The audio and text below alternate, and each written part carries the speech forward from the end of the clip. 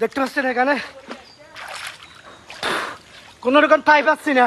আজকে 3 দিন ধরে আমরা বন্দি আছি।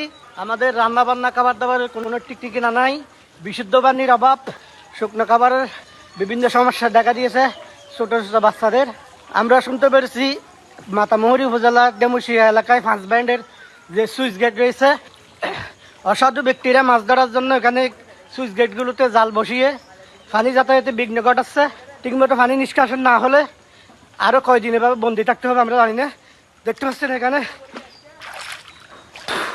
কোনো রকম ঠাই পাচ্ছি না, একেবারে ডুবে যাচ্ছি। সব বাড়িঘর পানির নিচে তলিয়ে যাচ্ছে। পানি নিষ্কাশনের ব্যবস্থা করে দিয়ে আমাদের একটু বাঁচান। চকরিয়া উপজেলা প্রশাসনকে আমরা জোর দাবি জানাচ্ছি যে 5 ব্যান্ডের সুইচে কোনো অসাধু ব্যক্তি যাতে মাছ শিকারের নামে জনভোগান্তি করতে না পারে সে বিষয়ে লক্ষ্য রাখার জন্য।